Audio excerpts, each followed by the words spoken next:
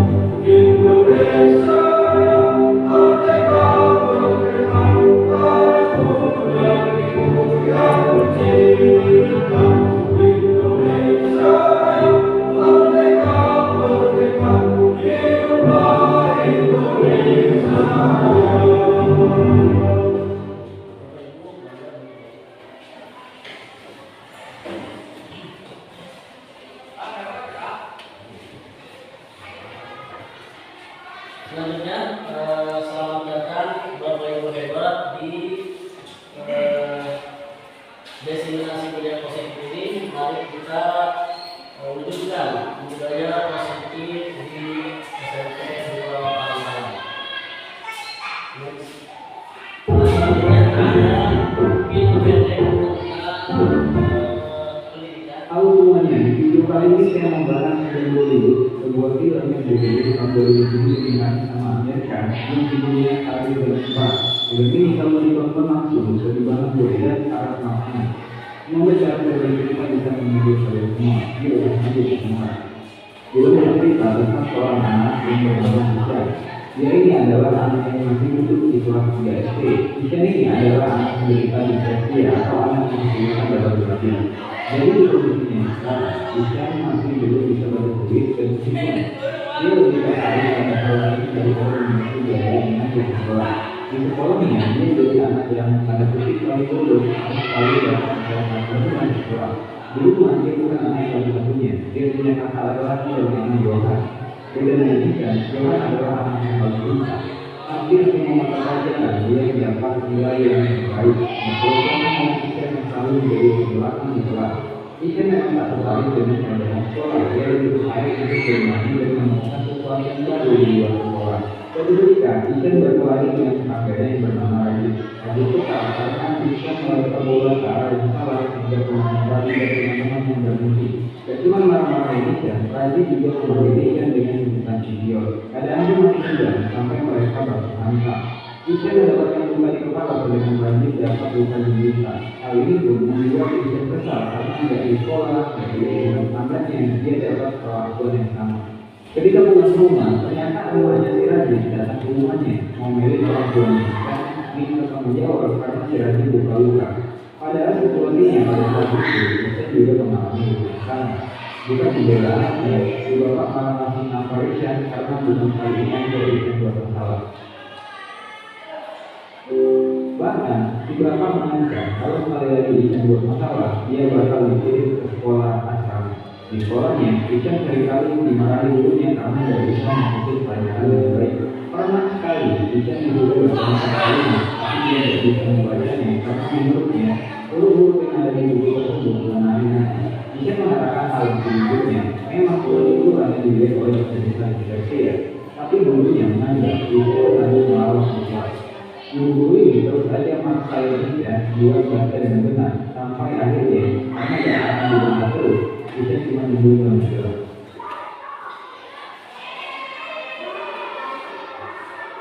Ya karena hal tersebut, Ican pun dikeluarkan dari kelas. Karena Ican anak yang tanda kutip berbeda dari anak biasanya, dia pun sering dibully oleh anak-anak di sekolah, bahkan teman-teman sekelas. Setelah dari pertama, dia memilih bolos. Pada hari itu dia pergi berkeliaran di jalan, menjadi sekitar pergi kemana pun dia mau melihat apapun itu. Di rumah, Ican memang memberikan ketertarikannya pada seni dan dunia hewan. Dia juga suka melukis, menggambar dan bermain. Pada malam hari dia bercerita ke kakaknya kalau dia bolos sekolah pada hari itu dan dia tidak takut sama sekali. Bahkan itu menjadi pengalaman baru bagi dia. Dia pun meminta bantuan kakaknya untuk menuliskan keterangan absen palsu karena dia bolos pada hari itu. Bukan paginya di sekolah, gurunya mengadakan ujian matematika dadakan yang membuat Ican pusing bermain. Baca yang tidak bisa, begitu juga itu masalahnya. Jadi dia mencoba untuk mengerjakan soal matematika dengan imajinasinya. Ican pun berhasil menjawab soal nomor 1, tapi imajinasinya untuk soal tadi ternyata habisin waktu yang lama banget. Sampai waktunya habis, dia cuma bisa jawab soal.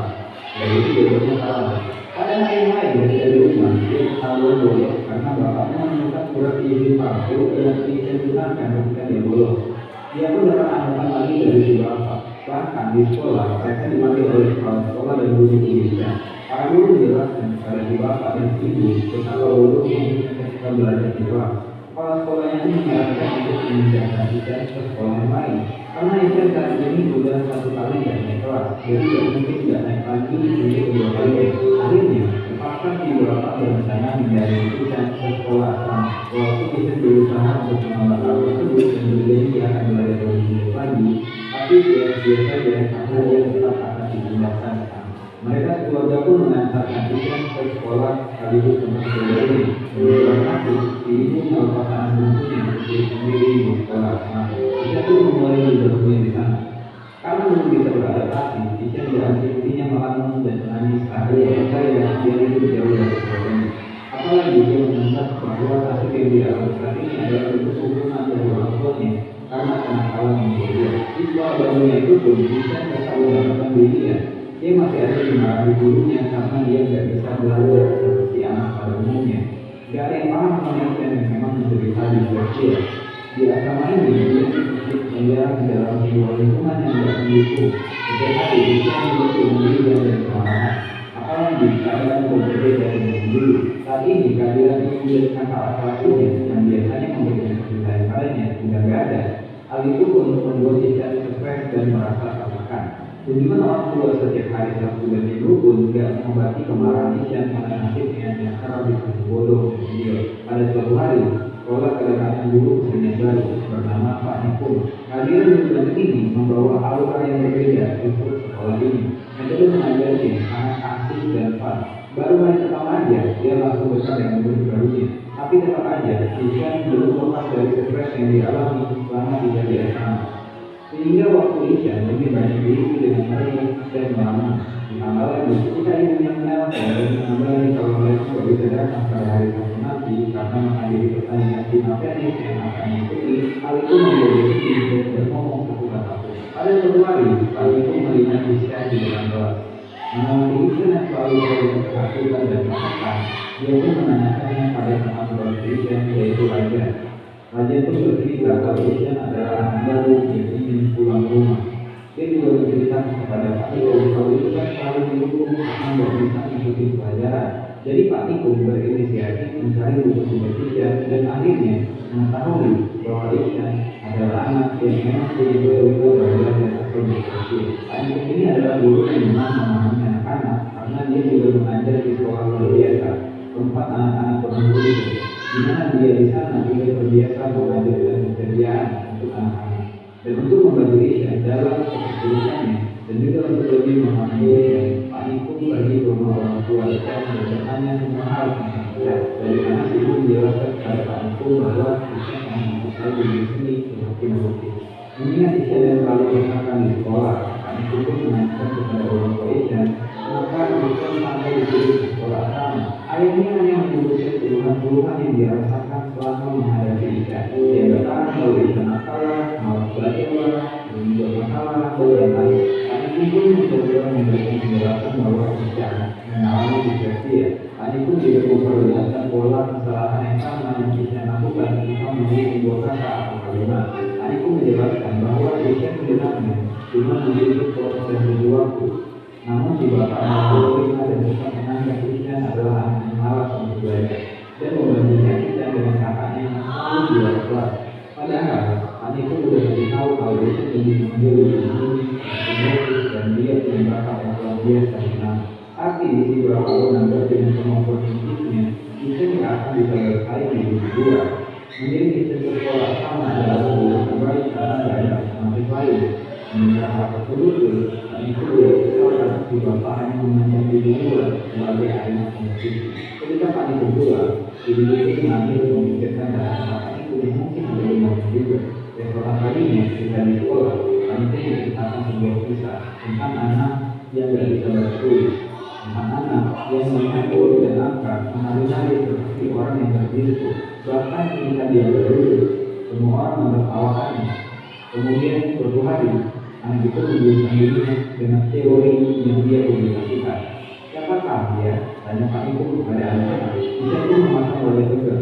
Aku tahu guru ini akan membunuh kesukaannya lagi dan akhirnya menjadi bahan tertawaan sebaliknya. Namun ketika Pak Ikum menunjukkan foto Albert Einstein, Isya pun tanya. Ternyata yang lagi Pak Ikum ceritain adalah orang-orang dunia. Selain Albert Einstein, Pak Ikum juga menceritakan tentang Leonardo da Vinci, orang desainer dan teknologi di dunia. Pak Ikum juga menceritakan bahwa populer lainnya seperti Pablo Picasso, Agatha Christie, Walt Disney, Thomas Alva Edison yang semuanya punya persamaan, yaitu mengalami disleksia bersama sakit. Setelah selesai, Pak Ikum pun ngomong tentang hal yang bisa. Kalau ternyata ketika Pak Ikum masih kecil pun dia mengalami disleksia yang sama seperti Isya. Pelajaran Pak Ikum hari ini membuat Isya kembali bergairah untuk menjalani hari-harinya di sana. Hanya di pelajaran Pak Ikum lah dia bisa mengekspresikan dirinya, berkarya sesuai pikirannya dan mendapatkan apresiasi. Pak Ikum pun sampai menemui kepala sekolah khusus untuk membicarakan tentang Isya. Kepala sekolah bilang bahwa banyak guru yang mengagumkan tentang Isya dan kayaknya Isya lebih cocok disekolahkan di tempat yang khusus seperti sekolah luar biasa. Tapi Pak Ikum malah bilang bahwa Isya adalah anak yang biasa di atas rata-rata dan berhak untuk berada di sekolah yang normal. Anak-anak seperti Isya hanya memiliki minat dan perhatian lebih. Kepala sekolah pun bilang tidak mungkin para guru mengurus satu anak dari satu anak dalam satu kelas. Itu pun berkata untuk pelajaran lain mungkin bisa diabaikan apapun hasilnya karena setiap anak pasti akan punya bakat utama. Kemudian Pak Ikum menunjukkan lukisan yang dibuat oleh Isya dan mengusulkan kalau masalah guru menulis dan menulis mungkin bisa muncul. Sebagai solusi, Isya bisa dites secara lisan karena secara lisan ataupun tertulis pengetahuan tetaplah pengetahuan. Dan Pak Ikum akan meluangkan waktunya untuk mengajari bahasa tulis buat Isya secara privat. Kepala sekolah pun setuju untuk memberikan kesempatan ini. Isya pun akhirnya dapat guru yang cocok yang mengerti cara mengajari anak disleksia seperti dirinya. Isya pun mendapatkan metode pengajaran yang berbeda. Dia pun lebih bersemangat dalam belajar karena bukan kemarahan yang dia dapatkan, tapi keramahan Pak Ikum yang membantunya dalam mengajar dan berjalan. Berkat Pak Ikum, kemampuan baca tulisnya pun meningkat dari waktu ke waktu. Suatu hari setelah belajar, Pak Ikum kedatangan bapaknya Isya yang kebetulan lewat karena ada di sini. Maksud si bapak capek-capek menemui Pak Ikum cuma mau bilang kalau dia dan istrinya Jika banyak semua artikel tentang depresi yang dimana hal itu cuma menunjukkan kepaniku kalau mereka perhatian manusia. Ternyata beberapa enggak menangkap maksud dari paniku maupun mengalami dia jadi mati. Paniku masih masih berkata bahwa kalau mau kasih anak perhatian, berarti itu sudah bahasa itu. Anak kayak ikan juga butuh support. Anak kayak ikan butuh tidur orang tua yang selalu didukung pada anaknya apapun yang terjadi. Anak kayak ikan butuh tidur seorang ayah dan dia melindunginya kalau terjadi apa-apa sama dia. Juga aku harus sadar bahwa selama ini dia tidak pernah memberikan kasih sayang pada ikan selain kemarahan atau pukulan dari dia pun pergi meninggalkan ruang itu menjadi perasaan malu. Apalagi ketika di luar dia melihat ikan yang lagi bersemadi tidak pada usahaannya. Lalu keluar dia karena sudut mendadak lomba itu. Semua orang boleh itu termasuk ragu. Ketika lomba dimulai, karena itu mencari bisa di mana-mana. Nanti sampai lomba dimulai, bisa itu tidak kelihatan. Ternyata sebelum acara dimulai, saat semua orang masih tidur, bisa bangun pagi-pagi dan pergi ke kolam di mana di sana dia mencari inspirasi istirahat lomba mulut. Bisa pun datang saat setelah akan dimulai. Bisa memproyeksikan pemandangan yang tidak ingat menjadi sebuah lukisan yang luar biasa menangguhkan dan lemah. Hal itu yang banyak berkisah bisa pun anggun sama kalian. Bisa pun juga tidak bisa menahan arusnya. Ketika dia melihat hasil lukisan itu, ternyata modelnya adalah dirinya sendiri. Dan semua yang ditutup itu. Kalau mau bukan bahwa perlombaan ini dimenangkan oleh Kristen.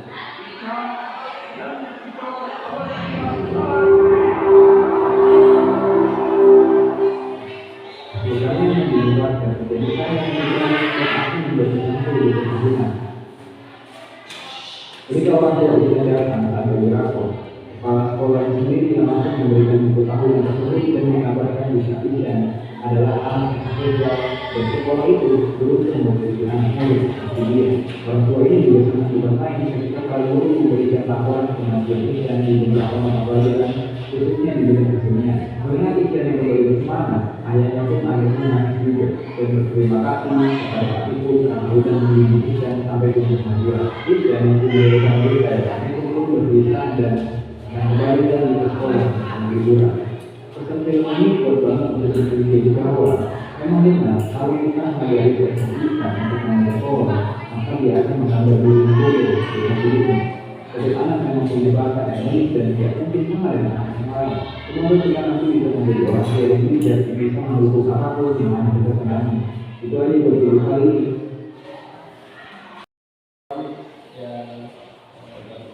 Kita tonton bersama. Mungkin dari Bapak Ibu ada yang memberi tanggapan tentang film tadi. Boleh dari sana sini. Ya.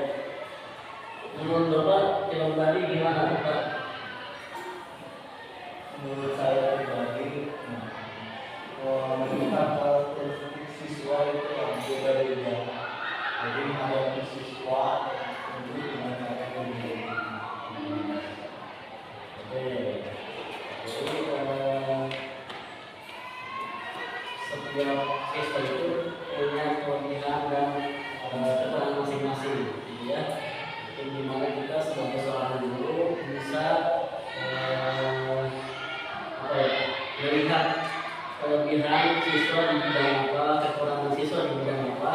Lalu ketika kita gabungkan bahwa sebenarnya hakikat seorang manusia itu di dalam rumusnya Hajar Dewantara bahwa seorang manusia itu adalah apa ya, yang dikatakan dengan kemampuan yang sama dengan memori otak yang sama. Yang membedakan mungkin karena bagaimana dia bisa bisa menyisihkan rasa malasnya itu menjadi sebuah kebaikan atau kerajinan gitu kan. Nah itu yang bisa kita dapat dari film ini. Mungkin masih banyak kita dari fokusnya ke sana. Nah selanjutnya di konsep inti budaya positif itu yang pertama di sini ada perubahan paradigma belajar, yang kedua ada disiplin positif, nilai-nilai kebajikan, kebutuhan dasar manusia, motivasi perilaku manusia, posisi kontrol guru, dan tenaga keyakinan kelas, serta segitiga restitusi. Nah, selanjutnya pembelajaran dengan paradigma baru ini, yaitu pembelajaran dengan paradigma yang merupakan pembelajaran yang dirancang berdasarkan prinsip-prinsip pembelajaran diferensiasi, gitu kan? Sehingga para peserta didik belajar sesuai dengan kebutuhannya yang berdasarkan tahapan perkembangan sesuai dengan teori psikologinya.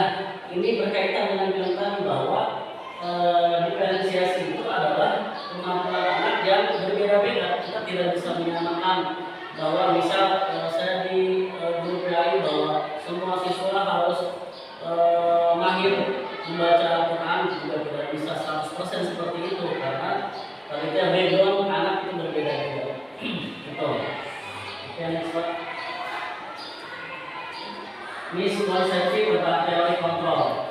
Nah, teori kontrol ini ilusi tentang teori kontrol itu ada 4. Yang pertama adalah teori kontrol tentang ilusi guru mengontrol murid, bahwa miskonsepsi ini adalah yang harus kita buang, yang harus kita tidak dibiasakan bahwa guru mengontrol murid. Kita harus senantiasa memberikan kebebasan terhadap murid sehingga murid tersebut bisa lebih leluasa dalam mengembangkan potensi bakat dan minatnya dalam dunia pendidikan. Apalagi di SMP 2 Pangkalan kita sudah tahu bersama bahwa selain kegiatan belajar di sekolah, juga banyak kegiatan-kegiatan yang bisa menumbuhkan bakat dan minat siswa itu sendiri. Nah, maka guru tersebut harus memberikan kebebasan terhadap siswa tersebut agar senantiasa mengembangkan potensinya di lingkungan sekolah. Yang kedua ada ilusi bahwa semua penguatan positif, efektif dan bermanfaat. Nah, kita sadar tidak sadar bahwa yang dilakukan atau tradisi-tradisi yang pernah dilakukan oleh orang tua, oleh guru-guru tentang tentang ada pemancing dalam melakukan sesuatu gitu.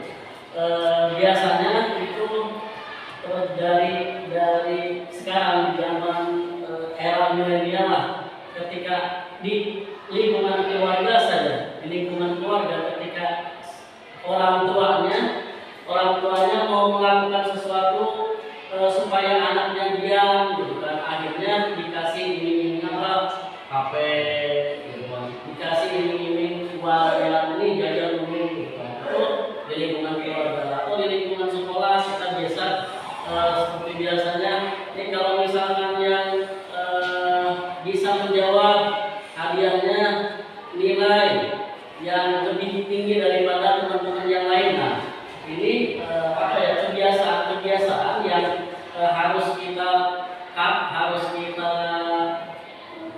rubah paradigmanya, sehingga kebiasaan ini diganti dengan bagaimana menumbuhkan kesadaran siswa sendiri tanpa ada embel-embel yang lain gitu.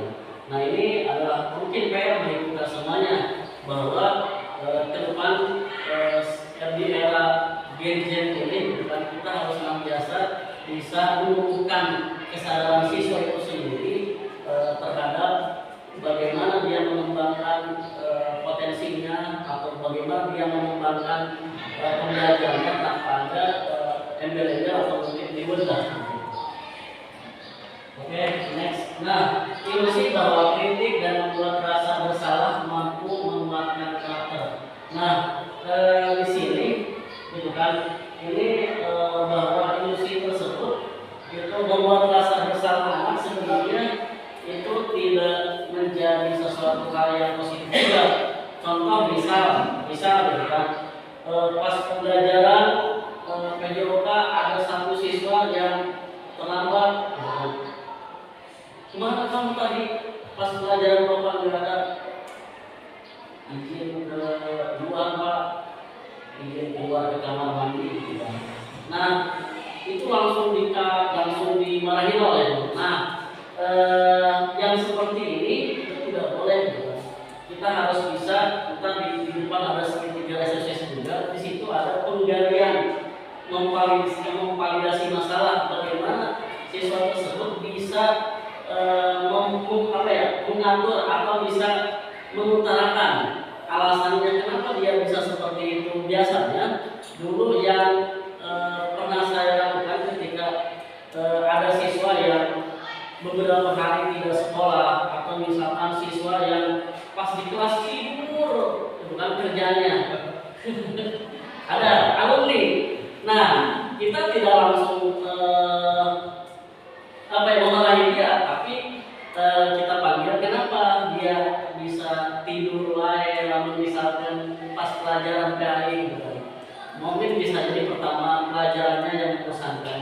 Yang kedua ketika ditanya ternyata siswa tersebut malamnya kerja apa? Supir.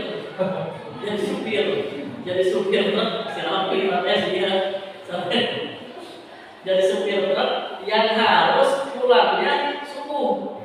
Nah, kata saya juga alhamdulillah dia masih bisa masuk daripada pulang subuh terus juga nggak masuk. Nah itu bingungan ya. bingungan gitu kan. Bisa malah gitu kan. Mungkin karena emang faktor ekonomi, faktor keluarga yang harus menuntut dia untuk kerja di bagian malam, sehingga pas sekolah dia ketiduran. Bagi saya itu sesuatu yang alhamdulillah masih gitu juga gitu kan, daripada enggak sekolah. Nah ini adalah kita harus bisa bagaimana jangan langsung memarahi siswa tersebut tanpa ada konfirmasi tentang kenapa atau alasannya dia melakukan itu gitu kan. Biasanya, nah ini sebagai guru kita harus bisa seperti itu. Dan selanjutnya ada ilusi bahwa orang dewasa berhak memaksa. Nah ini adalah kebiasaan, atau kalau mahasiswa junior sama senior sama junior ya, itu kan bagaimana seorang senior bisa bisa menyuruh tanpa ada aturan apapun, dan ini menjadi kebiasaan dan tren mungkin yang harus kita yang harus kita hapus kebiasaan tersebut, sehingga tentang orang dewasa berhak untuk memaksa itu ini menjadi sesuatu yang tidak menjadi tradisi atau kebiasaan kita. Oke, next Pak. Nah, berubah paradigma stimulus respon ke pendekatan teori kontrol.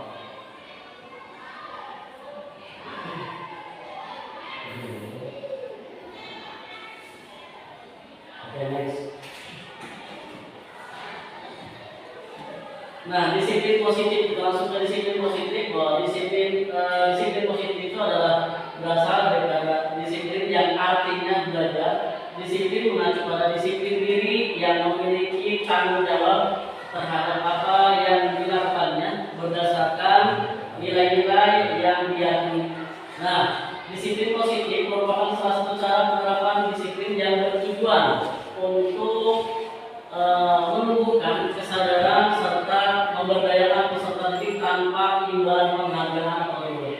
Nah, ini keterkaitannya dengan yang tadi, bahwa seorang guru itu harus tentang disiplin positif ini, bagaimana kita bisa menumbuhkan siswa tersebut untuk berbuat disiplin terhadap peraturan-peraturan atau sesuatu yang kita sepakati di sekolah. Nah, pasti yang namanya sekolah itu pasti punya aturan, punya tata tertib yang harus dilaksanakan, yang harus diikuti oleh siswa. Nah, bagaimana kita menumbuhkan seorang guru itu menyadarkan siswa, menumbuhkan siswa untuk bagaimana dia berperilaku disiplin itu dengan rasa tanggung jawab tanpa ada harapan ingin sesuatu. Nah, ini mungkin masih menjadi PR kita bersama, bahwa harus sebagaimana seorang guru tersebut harus bisa menumbuhkan rasa sifat disiplin ini.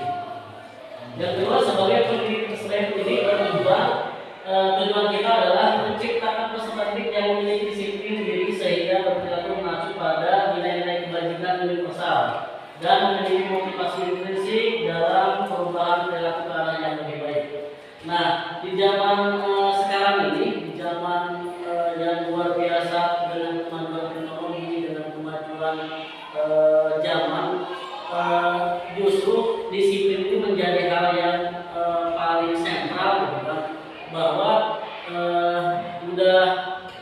kalau yang saya rasakan ketika anak sudah kenal dengan gadgetnya, gitu, dia akan lupa dengan waktu, gitu kan. Karena mungkin kalau di tahap kita, di tahap umur kita, bapak ibu juga mungkin penggunaan gadget itu sudah bisa mengontrol. Tapi kalau di kalangan SD, SMP, dia lagi asik-asiknya dengan dunia tersebut, lagi kepo dengan apapun yang dia lihat, gitu kan. Maka dia akan lupa dengan tugas-tugas yang lain. Nah, ini bagaimana seorang guru itu bisa menyadarkan siswa tersebut bahwa disiplin itu menjadi hal yang utama di dalam kehidupan kita, sehingga apapun yang kita lakukan itu harus tertata dan terarah dengan baik. Oke, next slide. Nah, ada lagi? Ya, lanjut. Nah, profil pelajar Pancasila ini yang kita tahu bersama bahwa profil pelajar Pancasila itu yang pertama beriman, bertakwa pada Tuhan Yang Maha Esa, berakhlak mulia, terus berbineka global, gotong royong, mandiri, benar, kritis, dan kreatif. Bahwa seorang siswa itu dituntut harus beriman kepada Allah Subhanahu Wa Taala. Kalau mayoritas orang Muslim, gitu kan. Nah, juga berakhlak mulia. Nah, akhlak ini menjadi hal yang utama. Kenapa akhlak dinomorsatukan? Karena kalau misalkan siswa dia hanya punya kecerdasan saja tanpa dibarengi dengan akhlak, maka bagi saya sendiri itu hal yang kurang sempurna, bahkan kecerdasannya itu bisa mencelakakan dia, gitu. Tapi kalau misalkan sudah cerdas dan juga akhlaknya yang mulia, ini bisa menjadi penyempurna, bisa menjadi penyempurna. Yang kedua, kebinekaan global, bergotong royong, mandiri, benar, kritis. Oke, next. Nah, selain ada profil pelajar Pancasila, di kami itu ada profil pelajar rahmatan lil alamin. Nah, ini hampir sama sebenarnya, cuma guru-guru PAI atau di Kementerian Agama berinovasi bagaimana guru-guru PAI bisa melandaskan profil pelajar rahmatan lil alamin ini menjadi penyempurna dari profil pelajar Pancasila. Yang pertama itu ada keberadaban, ya, mungkin bisa disamakan dengan akhlaknya yang mulia atau beradab, gitu kan. Terus ada keteladanan, bagaimana siswa itu menjadi teladan bagi dirinya dan juga teman yang ada di lingkungannya. Karena keteladanan ini menjadi faktor bagaimana dia bisa menumbuhkan keteladanan tersebut menjadi sesuatu hal yang bermanfaat bagi orang lain. Terus kewarganegaraan dan kebangsaan, terus mengambil jalan tengah, bertawasud, berimbang, lurus dan tegas, kesetaraan, musyawarah, toleransi. Nah, toleransi ini menjadi hal yang sekarang lagi digembor-gemborkan, bagaimana kita bisa menjadikan siswa dan guru tersebut menjadi siswa yang senantiasa bertoleransi terhadap kepercayaan yang ada di Indonesia. Terus dinamis dan inovatif. Oke, next. Nah, kebutuhan dasar manusia ini adalah segala sesuatu yang kita lakukan untuk mendapatkan apa yang kita inginkan. Pasti yang namanya manusia punya kebutuhan. Tadi pas menyimak, haus itu, punya kebutuhan. Nah, punya kebutuhan, pasti yang namanya manusia punya kebutuhan. Iya. Nah, kebutuhan ini menjadi sesuatu yang harus diwujudkan untuk keberlangsungan hidup kita tentunya, ya. Nah, seluruh tindakan yang kita lakukan memiliki dan semua usaha terbaik yang kita lakukan adalah maka ada kebutuhan dasar kita terpenuhi dengan baik. Pasti saja yang namanya manusia punya kebutuhan. Kita sekolah, kita belajar, kita mengajar pasti punya kebutuhan, gitu kan? Entah kebutuhan materi, gitu, ataupun kebutuhan yang lainnya. Nah, termasuk mungkin CGP kebutuhannya apa ada? Kenapa kita harus masuk ke dalam CGP? Oke, next Pak. Nah, kebutuhan ini terbagi ke dalam 5, yaitu kebutuhan bertahan hidup, kebutuhan cinta, kasih atau diterima, kesenangan, penguasaan dan kebebasan.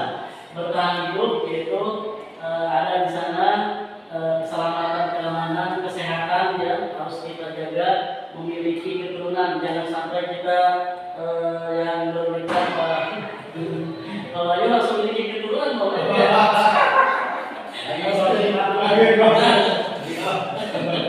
Kalau dia udah punya keturunan dari yang nah, mungkin kalau itu yang belum punya keturunan maka cari dulu pasangannya, jangan langsung punya keturunan. Ya, oke. Selanjutnya ada cinta kasih diterima. Nah, ini cinta kasih ini pasti yang namanya manusia punya butuh kasih sayang. Ada saatnya manusia itu butuh kasih sayang karena lebih luang-luangnya, akhirnya ada yang ngikutin, ada yang WA kalau lagi sendiri aja, ada yang support gitu kan. Nah itu keintiman, keanggotaan, perhubungan dan hubungan itu adalah cinta kasih. Selanjutnya ada kebutuhan kesenangan. Pasti yang namanya manusia punya rasa jenuh, capek, maka dibutuhkan untuk hiburan, healing gitu kan, untuk hiburan, terus kegemaran tertawa. Nah, biasanya kita bergaul sama orang-orang yang suka tertawa itu akan apa ya? Akan hilanglah rasa mumet di dalam otak kita gitu. Kalau dia tertawa ya. Itu sebenarnya ada ya. Kalau orang sendiri Ya. Ya. Nah, ini adalah kesenangan yang harus kita penuhi tentunya. Jadi mungkin bedanya manusia dengan hewan di antaranya ini gitu kan. Kesenangan manusia dengan hewan itu akan berbeda. Kalau manusia harus ke mall, senang harus ke mall. Kalau perempuan biasanya diajak kemana Pak? Shopping, senang gitu kan. Nah kalau laki-laki ya beda, tergantung ngopi. Nah bedanya hewan dan manusia seperti itu. Kalau hewan mah cukup dengan jemput beli gitu. Ya, terus ada penguasaan. Pak, enggak silakan. Penguasaan bahwa kebutuhan kita itu adalah penguasaan, yaitu kontrol, prestasi, kompetensi dan pengaruh. Bahwa kita sebagai seorang manusia yang senantiasa punya kebutuhan, ini menjadi kebutuhan yang bisa dikatakan penting juga, kontrolnya, terus juga prestasinya, baik itu misal di sekolah, di lingkungan sekolah ataupun di luar, itu prestasi harus menjadi hal yang bisa kita wujudkan lah. Nah, yang terakhir adalah kebutuhan tentang kebebasan. Nah, pasti yang namanya guru juga perlu kebebasan, iya. Tapi jangan kebebasan lah. Minimal kebebasan itu ada alasannya. Misal, kenapa Pak Jejen terlambat di sekolah? Nah, itu bukan kebebasan, tapi ada alasan.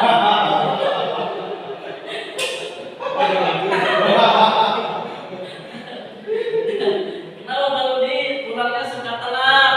Nah, pasti ketika ya punya alasan. Nah, intinya bahwa kebebasan itu ketika ada alasan, bagi saya ketika kebebasan itu masih berlandaskan dengan alasan yang positif, terus juga emang alasannya emang real, tidak ada, ini menjadi sesuatu yang bisa saja dilakukan gitu kan.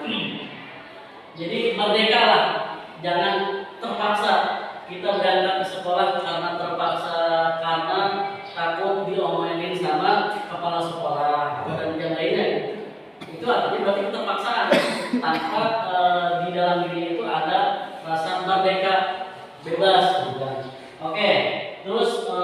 lintas dan pilihan. Oke. Nah, motivasi perilaku manusia. Nah, tadi kita sudah gambarkan bahwa motivasi perilaku manusia ini ada dua, yaitu ekstrinsik dan intrinsik. Ekstrinsik apa? Kira-kira apa ya? Motivasi yang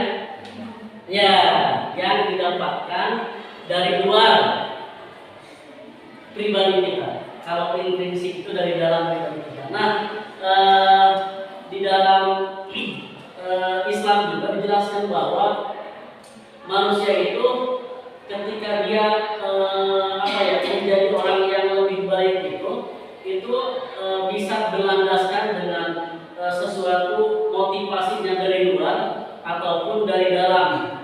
Nah, kalau dari luar biasanya bisa dilakukan dengan bagaimana siswa tersebut, atau misalkan kita sebagai seorang guru, manusia itu ketika melihat di dalam misal sekarang yang lagi di era global ini gitu kan, dengan melihat TikTok, YouTube gitu kan. Nah, motivasi-motivasi tersebut akhirnya kita bisa berubah diri kita menjadi orang yang lebih baik pas itu viral gitu kan. Nah, ini adalah motivasi ekstrinsik, artinya motivasi yang datangnya dari luar yang berubah kepribadian kita menjadi orang yang lebih baik lagi. Nah, terus ada motivasi intrinsik. Nah, di sini ada untuk ekstrinsiknya, biasanya contohnya untuk menghindari ketegangan atau hukuman. Yang kedua ada mendapatkan imbalan penghargaan. Nah, ini adalah yang dari luar. Nah, kalau bisa tidak seperti ini, artinya kita motivasinya tidak hanya ingin mendapatkan embel-embel lah, ingin mendapatkan reward tentang bagaimana mengubah diri kita menjadi lebih baik. Nah, ini harus kita buang, harus kita dijadikan sesuatu yang tidak menjadi kebiasaan, dan harus bisa menumbuhkan bagaimana siswa itu masuk ke sekolah dengan dia ingin belajar tanpa sekarang kan dunia saya ke sekolah karena pengen uang, kalau saya ke sekolah saya dapat uang. Nah, artinya ini motivasinya bukan motivasi dari diri sendiri, motivasi karena pengen sesuatu. Oke, next slide. Nah, selanjutnya adalah hukuman, konsekuensi, dan restitusi. Hukuman ini itu tidak terencana, tiba-tiba. Itu selanjutnya ada murid tidak tahu apa yang akan terjadi. Nah, biasanya hukuman ini pasti ya tidak terencana. Kalau misalkan terencana bukan hukuman. Nah, ini dilakukan ketika misal ada peserta didik yang melanggar peraturan gitu kan, ini hukuman. Terus ini yang harus yang di zaman sekarang itu beda lah dengan zaman dulu gitu kan. Artinya bahwa hukuman ini bukan menjadi hal sesuatu yang harus kita lakukan untuk merubah proses paradigma siswa itu sendiri. Jadi kalau misalkan zaman sekarang harapannya bahwa guru itu adalah bisa merubah pola pikir anak, itu bagi kami di dulu gitu kan, itu sesuatu yang mungkin kalau zaman dulu ya, tapi di zaman sekarang kita harus bisa menghindari bahwa ketika ada siswa yang melakukan sesuatu yang di luar batas, diusahakanlah jangan langsung dihukum, tapi ada langkah-langkah berikutnya yang bisa menghindari hukuman tersebut juga. Nah, selanjutnya ada konsekuensi. Nah, ini biasanya dilakukan ketika siswa melakukan kesalahan, yaitu kita harus sikap guru itu harus bisa monitoring. Artinya siswa tersebut bagaimana kita bisa langsung melihat bagaimana alasan tersebut dia lakukan. Dan selanjutnya ada segitiga restitusi. Nah, segitiga restitusi atau restitusi ini proses menciptakan kondisi bertimuri untuk memperbaiki kesalahan. Nah, di restitusi ini artinya adalah langkah-langkah yang mungkin Bapak Ibu bisa lakukan di era sekarang, di era kemajuan zaman ini, yaitu lebih tepat ke restitusi. Bagaimana langkah-langkah di dalam restitusi ini bagi kami ini adalah langkah-langkah yang sudah tepat karena di situ tidak ada penghukuman. Nah, dan di sini ada bagaimana lebih tepatnya. Kenapa bisa lebih tepat? Karena di situ ada bagaimana siswa itu sendiri bisa menumbuhkan rasa kesadaran terhadap apa yang dia lakukan. Oke, yes. Nah, posisi kontrol guru. 5 posisi kontrol guru, yaitu yang pertama ada penghukum, pembuat rasa bersalah, teman, pemantau, dan manajer.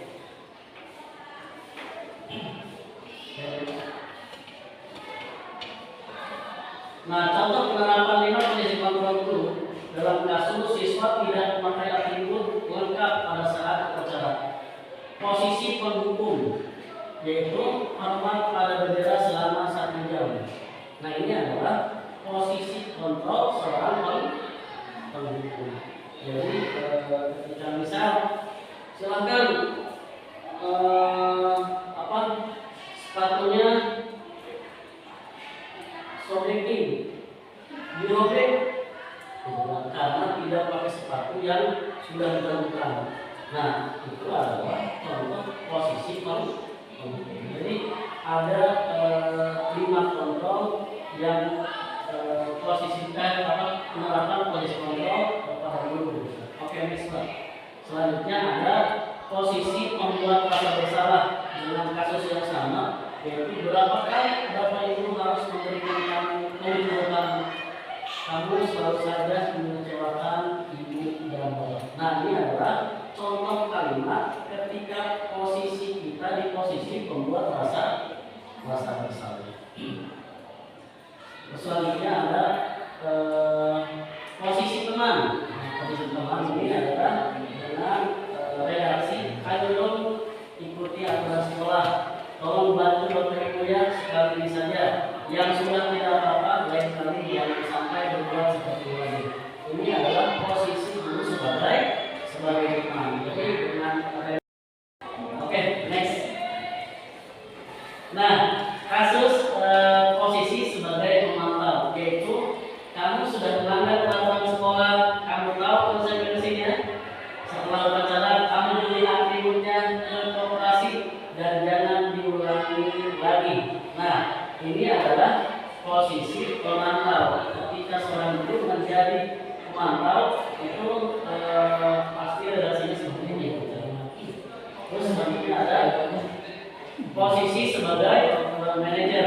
Ketika posisi sebagai manajer, apa kamu tahu kesalahanmu? Nah, ini adalah redaksi tentang posisi seorang manajer. Nah, biasanya itu dilakukan oleh guru.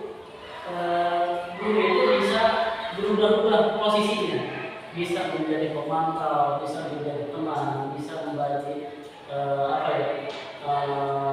manajer. Nah, ini bagaimana dia meredaksikan tentang menindaklanjuti tentang kesalahan tersebut, kasus tersebut. Oke, next. Nah, sekarang ada 4 kasus, boleh kita jawab bersama. Posisi kontrol apakah itu? Yang pertama, ayo lakukan ini dan Bapak Ibu ya. Ini adalah posisi kontrol. Nah, sebagai teman. Yang kedua ada, kamu tidak akan pernah mendapatkan nilai jika tidak ingin mengerjakan tugas. Ini adalah hukum. Apa? Ayo jangan ragu, gak apa-apa. Tidak ada yang benar, tidak ada yang salah. Ya, nah, bisa pendapat ini apa? Kira-kira yang kedua, ya menulis sebagai menghukum. Oke, yang ketiga saya dengan kamu. Nah, ya, bersalah. Yang terakhir, kamu tidak pernah benar melakukannya. Ini apa?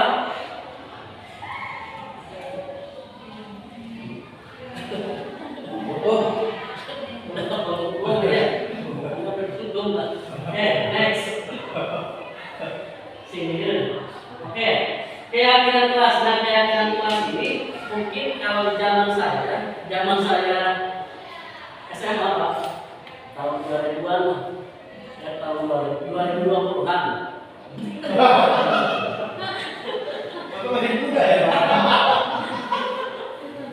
Nah, keyakinan kelas ini tidak menjadi tren, bahkan tidak ada. Tapi setelah munculnya guru penggerak, akhirnya tren keyakinan kelas ini itu sudah menjadi populer di kalangan siswa. Bahkan awal-awal keyakinan kelas masih asing lah. Nah, ketika kesini-sini sudah menjadi populer bahwa biasanya keyakinan kelas itu dibentuk atau dibuat ketika pas tahun ajaran baru dengan siswa yang baru, maka dibuatlah keyakinan kelas supaya di dalam pembelajaran selama 1 tahun terus ke depan bisa menjalankan keyakinan tersebut dengan perlu tanggung jawab, karena keyakinan kelas ini dibuat atas dasar kebersamaan, dibuat bersama-sama, didiskusikan bersama-sama, dan dilakukan bersama-sama, tentunya tanpa ada paksaan. Nah, keyakinan kelas itu ditetapkan sebagai salah satu cara dalam membangun budaya positif. Keyakinan kelas harus berpihak pada murid dan dirumuskan bersama murid untuk membangun kemandirian mereka. Jadi keyakinan kelas ini terdampaknya ke apa? Ke segitiga restitusi tersebut. Jadi di segitiga restitusi kita bisa membalikan karena telah dibuatnya keyakinan kelas. Oke, next. Nah, segitiga restitusi itu adalah suatu progres dialog yang dijalankan oleh guru agar dapat menghasilkan murid yang mandiri dan bertanggung jawab. Di sini ada 3 indikator, yaitu ada menstabilkan identitas, memvalidasi tindakan salah, dan menanyakan keyakinan. Nah, di sini kalau di guru penggerak itu ada di nomor 1.3 yang kemarin telah saya laksanakan. Kebetulan pas hari itu ada siswa yang bisa dikatakan ada masalah, maka saya langsung menerapkan segitiga restitusi tersebut.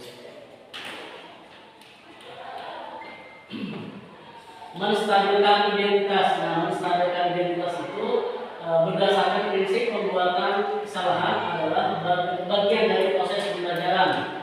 Berbuat salah itu wajar. Nah, ini adalah redaksi-redaksi yang masuk dalam menstabilkan identitas. Misal ketika ada siswa yang tidak sekolah, lalu saya panggil atau kami panggil ke ruang yang bisa lebih nyaman siswa.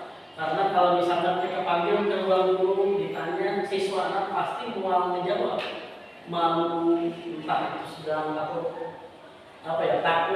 dengan lingkungan. Biasanya kita arahkan ke ruang BK. Nah, di sana ruang BK itu kan ruang yang steril, ruang artian tidak ramai. Nah, di situ baru siswa bisa mengungkapkan tentang bagaimana alasan kenapa dia tidak masuk sekolah. Gitu. Nah, contoh misal ada salah satu siswa di kelas 9 itu Delia kenapa tidak masuk sekolah kemarin pas pelajaran Bapak misalnya. Iya Pak,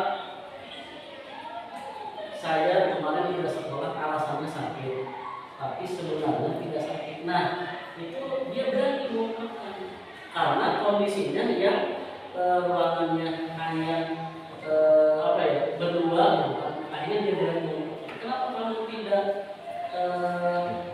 tidak masuk alasan sakit padahal tidak sakit? Ya Pak, semalam saya main TikTok, foto-foto, main mabar bersama teman. tidur sampai jam 4 baru tidur, bangun jam 8. Itu ceritanya. Nah, artinya di situ ada alasan siswa kenapa dia melakukan itu. Nah, kita sebagai guru jangan langsung menghukum dengan alasan tersebut. Nah, baru kita gunakan kata-kata ini. Ya, misal Bapak juga pernah melakukan itu, dalam artian Bapak pernah tidur larut malam mengerjakan tugas dan lain sebagainya. Tapi Bapak punya landasan, punya prinsip di dalam diri Bapak bahwa selain apapun Bapak tidur, Bapak harus bangun jam 4:30, karena di situ ada kewajiban untuk sholat subuh dan menyiapkan sekolah dan lain sebagainya. Nah, ini adalah kegiatan yang tidak menghukumi anak, tapi lebih kepada menstabilkan identitas. Oke, next. Selanjutnya ada validasi tindakan salah. Nah, berdasarkan prinsip setiap perilaku berupaya memenuhi suatu perhitungan tertentu. Kamu pasti punya alasan mengapa kamu melakukan itu. Nah, di sini ada ketika validasi tindakan salah ini kita galinya dengan dengan alasan kenapa kamu melakukan itu, alasannya apa melakukan itu. Karena kalau misal pas jam 10 jam makan siang tidak ada, alasannya apa? Nah, pasti punya alasan. Nah, memberikan kepada siswa untuk mengeluarkan alasan kenapa kamu seperti itu dan berbuat seperti itu. Alasannya itu harus dikeluarkan. Pasti punya alasan. Entah itu alasan benar atau tidak benar, itu di luar dari deskripsi kita. Artinya kita sudah menjalankan itu. Oke, yang next one. Yang terakhir ada menanyakan keyakinan. Nah, di sini menanyakan keyakinan itu bagaimana kita kembalikan lagi ke keyakinan kelas. Contoh di sini bisa apa keyakinan kelas kita didahului dengan itu.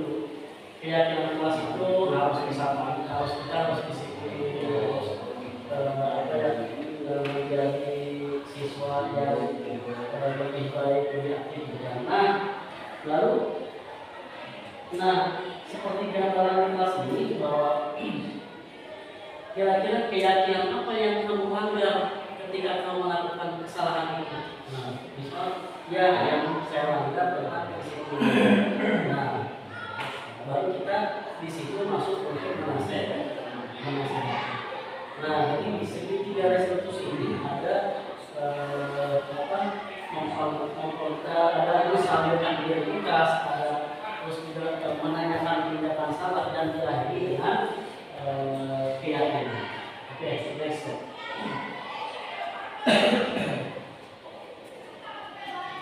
Oke, sebelum diakhiri video ada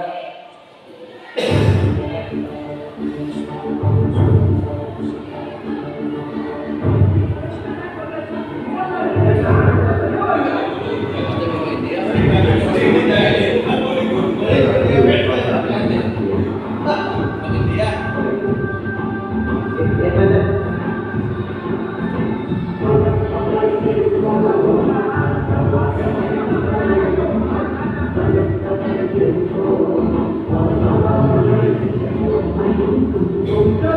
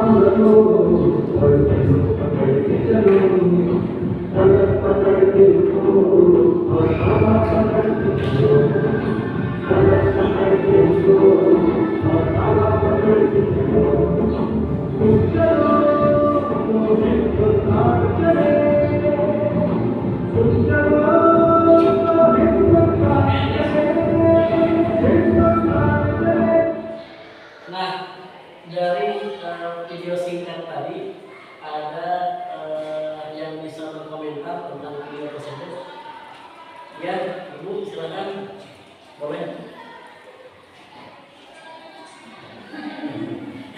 Ya. Rodi, ya. Boleh. Ya. Yes. Luar biasa. Assalamualaikum warahmatullahi wabarakatuh. Saya menyaksikan film atas tentang Bollywood ini. Nah, di dalam film tersebut itu ada, saya lihat budaya gotong royongnya. Ya, itu dibuktikan karena ada suatu pohon yang runtuh. Kalau sendiri tidak bisa. Nah, saya lihat itu beramai-ramai. Nah, itulah budaya gotong royongnya, salah satunya itu ada. Terima kasih, Pak. Ya, luar biasa. Tepuk tangan buat Bapak.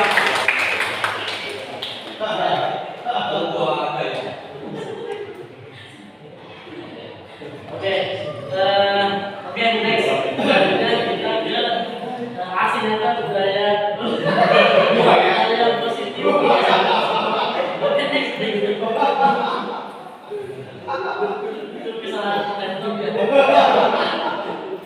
Nah, mengembangkan pembelajaran berbasis teknologi. Nah, ini adalah budaya positif yang ada di Senior Pampara tentang bagaimana mengembangkan pembelajaran yang berbasis teknologi. Tentunya di zaman yang sudah canggih ini, gitu kan, dengan semua mayoritas siswa punya gadget, maka ini menjadi keunggulan juga bagi kita selaku guru untuk bisa mengembangkan teknologi di era digital ini. Bagaimana kita bisa mengarahkan siswa tersebut dengan adanya digital dan adanya gadget yang bisa memanfaatkan dalam dunia pembelajaran. Ini yang ada di beberapa. Oke.